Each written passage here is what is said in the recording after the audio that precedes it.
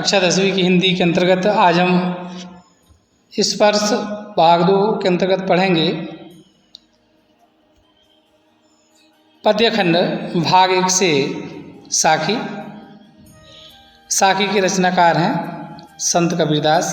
आइए हम संत कबीरदास के जीवन पर एक नज़र डालते हैं। निर्गुण भक्ति धारा के प्रवर्तक, निराकार सनातन परातन ब्रह्म के उपासक संत श्री कबीरदास जी का जन्म विक्रमी संवत 1455 ईतत सन 1398 ईस्वी के लगभग उत्तर प्रदेश के काशी वाराणसी जिले के अंतर्गत माना जाता है।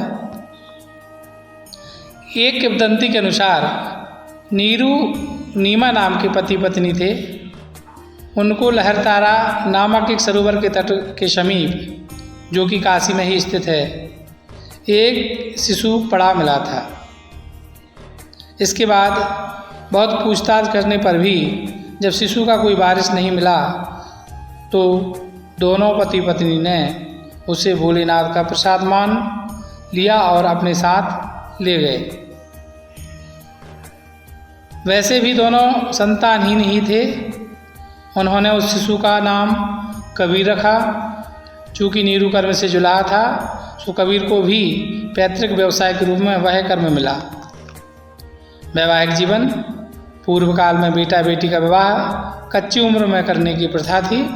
उसी के चलते कबीर का विवाह मात्र 13 वर्ष की आयु में वनखेड़ी वैरागी की पालिता कन्या लोई के साथ हुआ था।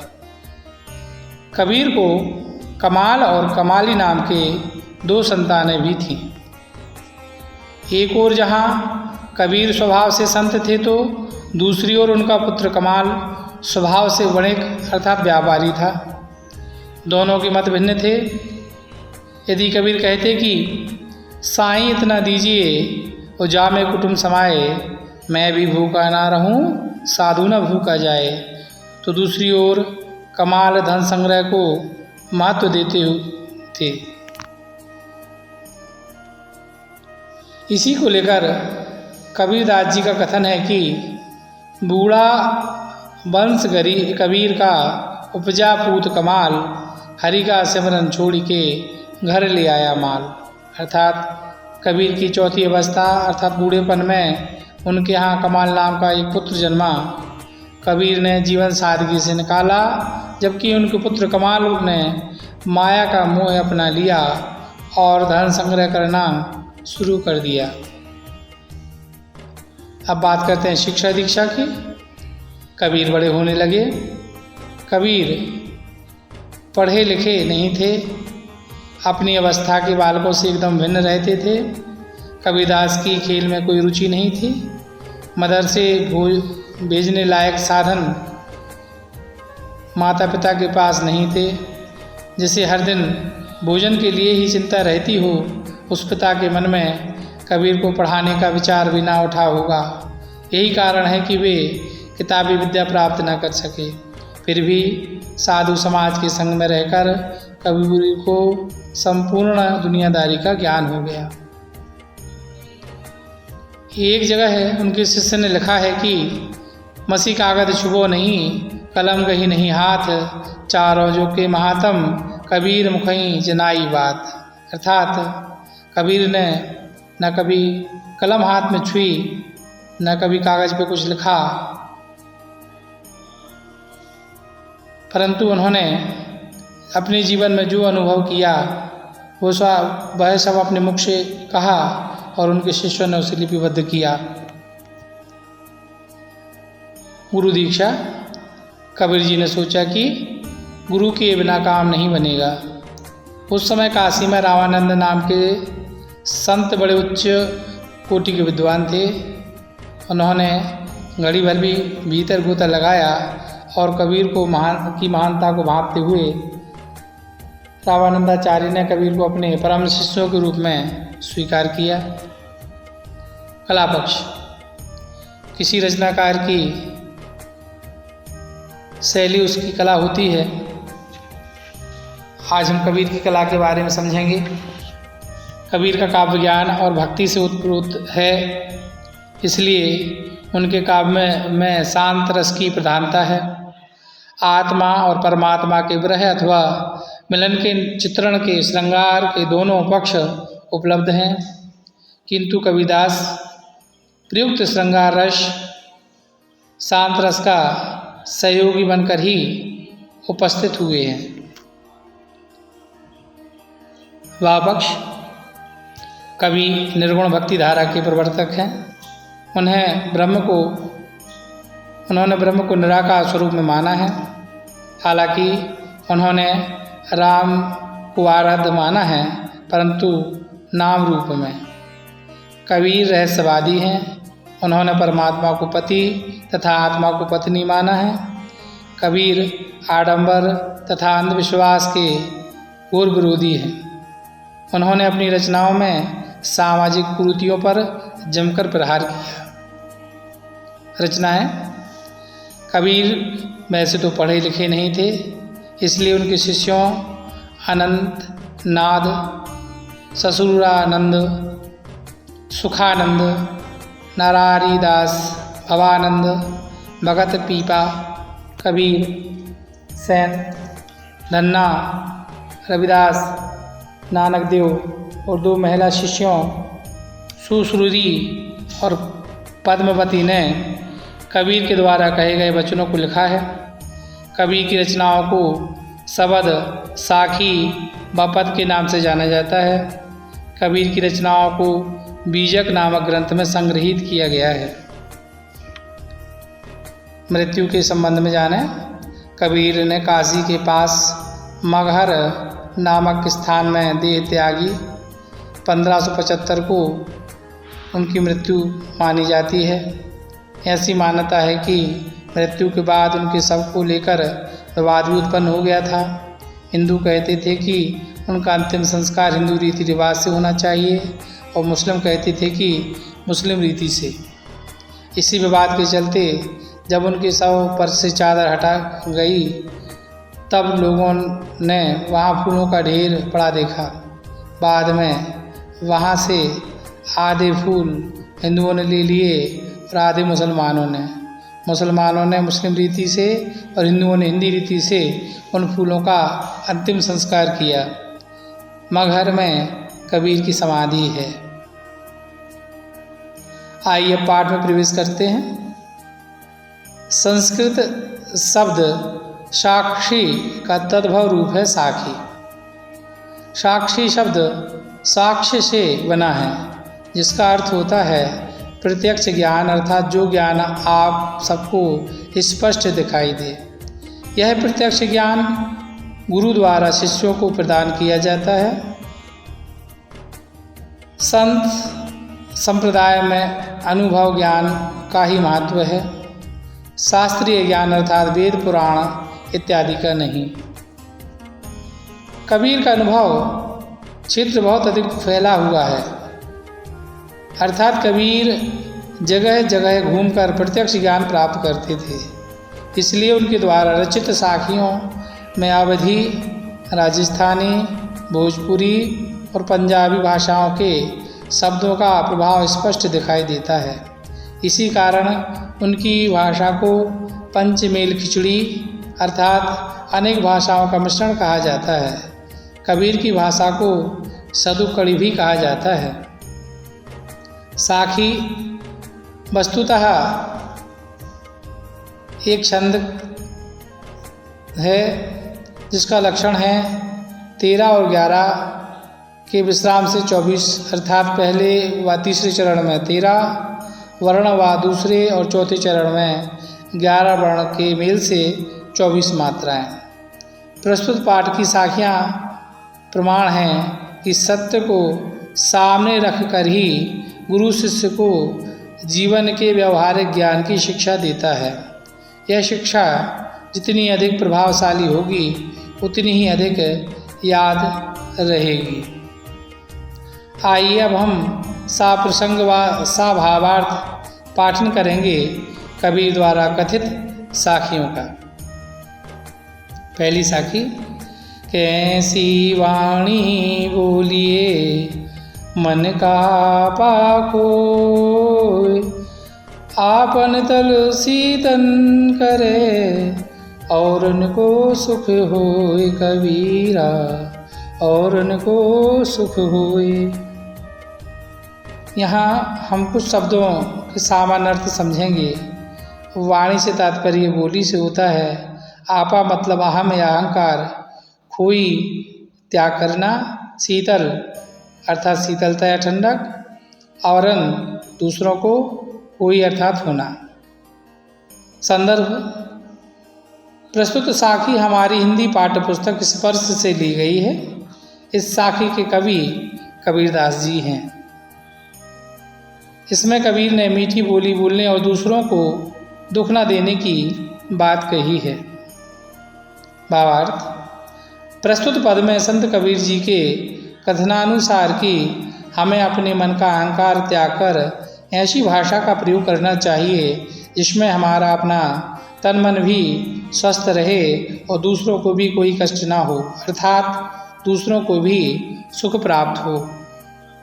विशेष: मनुष्य को सदैव मधुर वाणी बोलनी चाहिए, क्योंकि मधुर वाणी कई बिगड़े काम बना देती है।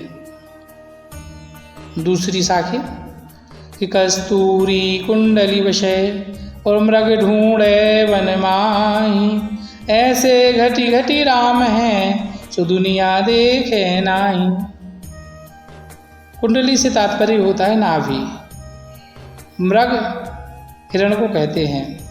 घटी घटी का अर्थ होता है कणकण में। प्रसंग है, उक्त साखी में संसार के लोगों को कस्तूरी हिरण की तरह आंकते हुए उन्हें भटका हुआ बताया गया है और भटके मनुष्य को ईश्वर की प्राप्ति नहीं होती, ऐसा उसमें बताया है। भावार्थ: कबीर जी के कथनानुसार जिस प्रकार एक हिरण कस्तूरी की सुगंध को जंगल में ढूंढता फिरता है, जबकि वह सुगंध उसी की नाभि में विद्यमान है, परंतु वह इस सब बात से अनजान होता है, इसी प्रकार संसार के कण कण में ईश्वर विद्यमान है और मनुष्य इस बात से अनजान ईश्वर को देवालयों और तीर्थों में ढूंढता है। विशेष: कबीर जी मनुष्य से कहते हैं कि हे मानव, यदि तुझे ईश्वर को ढूंढना है तो अपने मन में ढूंढो। तीसरी साखी: जब मैं था तब हरि नहीं, अब हरि है मैं नाही, सब अंधियारा मिटी गया, जब दीपक देखा माई। मैं का अर्थ होता है अहम या अहंकार, हरि परमेश्वर, अंधियारा अंधकार। प्रस्तुत साखी में कबीर जी मन में अहम या अहंकार के मिट जाने के बाद मन में परमेश्वर के वास की बात कहते हैं। कवि के कथनानुसार कि जब मैं अर्थात अहंकार हृदय में बैठा हूँ तो हरि अर्थात ईश्वर का वास हृदय में नहीं होता, और जिस दिन हृदय से अहंकार दूर हो जाता है तो इसमें प्रभु का वास हो जाता है। आगे कहते हैं कि जब परमेश्वर नामक दीपक के दर्शन हृदय में होते हैं तो अज्ञान रूपी अंधकार का विनाश हो जाता है और मनुष्य को संसार के सिवा अपने कल्याण का ज्ञान होता है। प्रस्तुत साखी में कहा गया है कि मनुष्य को अहंकार नहीं करना चाहिए, क्योंकि अहंकार से मानव पाप का भागी बनता है, जबकि अहंकार से मुक्त होने पर ईश्वर की कृपा होती है, जिससे अज्ञान दूर होता है, हृदय ज्ञान से भर जाता है। चौथी साखी है, सुखिया सब संसार है, खावे अरु सोवे, दुखिया दास कबीर है, जागे अरु रोवे। सुखिया से तात्पर्य सुखी, अरु अर्थात अज्ञान रूपी अंधकार, सोवह सोए हुए, दुखिया दुखी, रोवे रो रहे। इसमें कबीर जी अज्ञान रूपी अंधकार में सोए हुए मनुष्यों को देखकर दुखी है और रो रहा है। भावार्थ: कबीर जी कहते हैं कि संसार के लोग अज्ञान रूपी अंधकार में डूबे हुए हैं और अपनी मृत्यु आदि से भी अनजान सोए हुए हैं। ये सब देखकर कबीर दुखी हैं और रो रहे हैं। वे प्रभु को पाने की आशा में हमेशा चिंता में जागते रहते हैं। विशेष प्रस्तुत साखी में कबीर ने संसार के उन अज्ञानी लोगों की बात कही है जो अज्ञान वशीभूत ईश्वर को भूल बैठे हैं। इस बात से संत हृदय उदास है। 5वीं साखी। ब्रहे भुवंगम तन वशें और मंत्र न लागे कोई, राम वियोगी ना जिवे और जिवे तो बोरा होई। ब्रह का अर्थ होता है बिछड़ने का गम। भुजंगम, भुजंग अर्थात सांप, बौरा पागल या मौन। उक्त साखी में कबीर कहते हैं कि ईश्वर के वियोग में मनुष्य जीवित नहीं रह सकता और अगर रह भी जाता है तो वह पागल हो जाता है। भावार्थ कवि के कथनानुसार कि जब मनुष्य के मन में अपनों के बिछड़ने का दुख सांप बनकर लौटने लगता है तो उस पर ना कोई मंत्र असर करता है और ना ही कोई दवा असर करती है। उसी तरह राम अर्थात ईश्वर के वियोग में मनुष्य जीवित नहीं रह सकता और यदि वह जीवित रह भी जाता है तो उसकी स्थिति पागलों की जैसी हो जाती है। प्रस्तुत साखी में कहा गया है कि जब भक्त का भगवान से वियोग हो जाता है तो वियोग की पीड़ा सर्प की भांति हृदय में लौट लौट कर असहनीय पीड़ा पहुंचाती है। उस प्रलय के बाद भी मानव जीवित रहता है तो वह अचेतन सा हो जाता है। 6वीं साखी। निंदक नीड़ा राखिए आंगणी कुटी बधाई, बिन सावण पानी बिना और निर्मल करे सुभाई। अर्थात निंदा का अर्थ होता है निंदा करने वाला, नीड़ा निकट, आंगणी आंगन में, श्रावण साबुन, निर्मल साफ, सुभाई स्वभाव। उक्त साखी में कबीरदास जी निंदा करने वाले व्यक्तियों को अपने पास रखने की सलाह देते हैं ताकि अपने स्वभाव में सकारात्मक परिवर्तन आ सके। प्रस्तुत पंक्ति में कबीरदास जी के कथनानुसार कि हमें हमेशा निंदा करने वाले व्यक्ति को अपने निकट रखना चाहिए, हो सके तो अपने आंगन में ही उसके लिए घर बनवा कर रखना चाहिए, हमेशा अपने पास आसपास ही उसके रखना चाहिए ताकि हम उसके द्वारा बताई गई सारी गलतियों को सुधार सकें। इससे हमारा स्वभाव बिना साबुन और पानी की मदद से साफ हो जाएगा। विशेष प्रस्तुत साखी में कहा गया है कि निंदा करने वाले को हमें अपना शत्रु नहीं बल्कि अपना भला सोचने वाला समझना चाहिए और उससे समीपता बनाकर रखना चाहिए, क्योंकि हमारा निंदक ही हमारा भला चाहता है। वही तो है जो हमें हमारी त्रुटियां बताकर उन्हें सुधारने का अवसर देता है। 7वां साखी। पोथी पढ़ी पढ़ी जग मुआ और पंडित भया न कोई, एक आशिर पीव का और पढ़ें सुपंडित होई। पोथी से तात्पर्य पुस्तक है, मुआ मरना, भया बनना, आशिर अक्षर, पीव प्रिय। उक्त साखी में कबीर जी पुस्तक ज्ञान को महत्व न देकर ईश्वर प्रेम को महत्व देते हैं।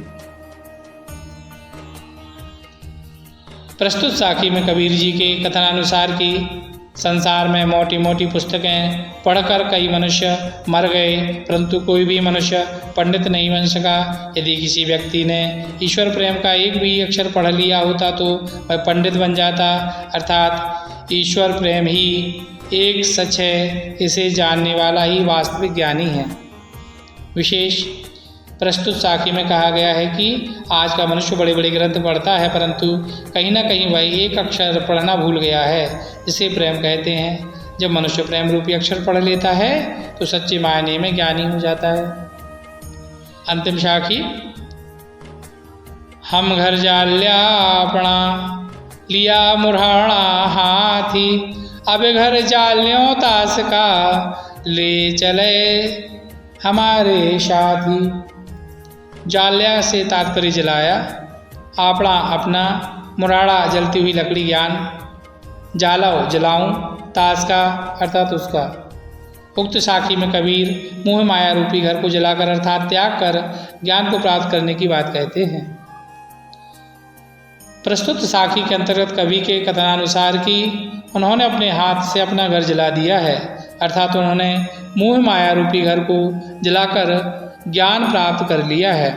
अब उनके हाथ में जलती हुई मशाल यानी ज्ञान है। अब वे उसका घर जलाएंगे जो उनके साथ चलना चाहता है, अर्थात उसे भी मोह माया से मुक्त होना चाहिए जो ज्ञान प्राप्त करना चाहता है।